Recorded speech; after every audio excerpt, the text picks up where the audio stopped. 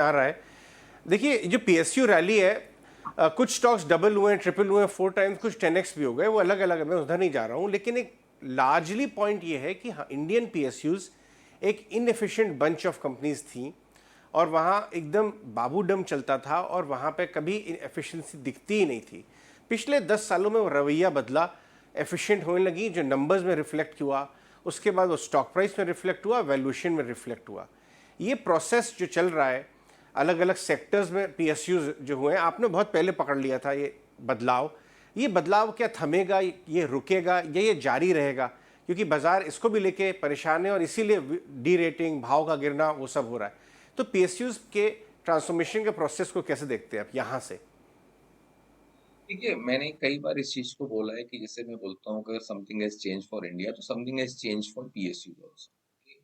चाहे तो हम उनका कैपिटल एलोकेशन देखें, उसमें एफिशिएंसी आई है, पॉलिटिकल इंटरफेरेंस कम हुआ है, बोर्ड स्ट्रेंथ हुआ है, गवर्नेंस इश्यू इम्प्रूव हुए हैं और डिलीवरी भी आई है, ऐसा नहीं कि डिलीवरी नहीं आई है। अब जब ये फिनोमेना होता है, तो वो ये फिनोमेना कभी भी 1 क्वार्टर और 1 ईयर के लिए नहीं होता है कि कुछ 1 ही साल लास्ट करेगा। ये लार्जर थीसिस में जब कुछ बड़ी चीजें चेंज हो जाती हैं, उसका बड़ा लॉन्ग टर्म इम्पैक्ट होता है। इसलिए मैं बोलता हूँ कि ये सब तक सेक्टर का जो पीएसयू इन जनरल एकदम डीरेटेड, जिसको बोलते हैं ना मोस्ट हेटेड जोन में हमारे हिसाब से, जिसको हम लोग और भी टर्म मैं यूज करूँ कि वो अनटचेबल थे, ये तो लेना ही नहीं है, ये तो लेने की चीज ही नहीं है, ये थोड़ी लिया जाता है। Okay, people have written in their notes in the investment thesis की डू एंड डोंट में कि we don't buy PSU, upfront disclosure में जाता है। जब इस तरह का माइंडसेट हो चुका होता है, तो आप सोच सकते हैं कि हम लोग कितना हेटेड जोन में ये सब स्टॉक थे। और वहां से जब चेंज होता है, तो बड़ी साइकिल चेंज होती है, और 1 क्वार्टर और 1-2 साल के लिए नहीं, वो डिकेडल अपॉर्चुनिटी है।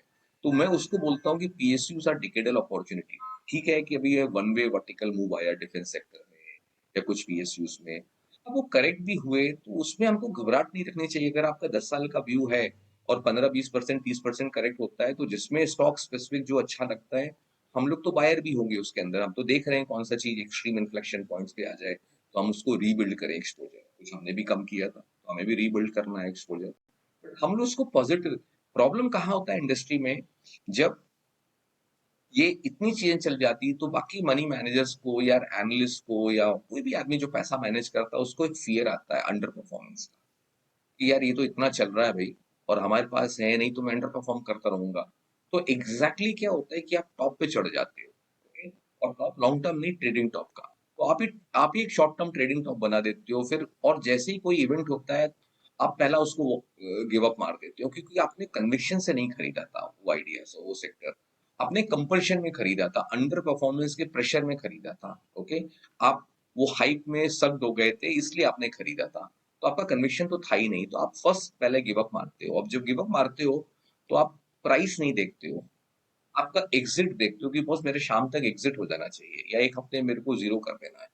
तो एग्जिट बिकम्स व्यू। जब उस तरह का फिनोमेना बाजार में आता है, जिसको हम लोग कैपिचुलेटिव मूव्स होते हैं, वो हमने कल देखा। कुछ जगह आज भी कंटिन्यू हो सकता है, 1-2 दिन और भी कंटिन्यू हो कई जगह, depending on stock to stock.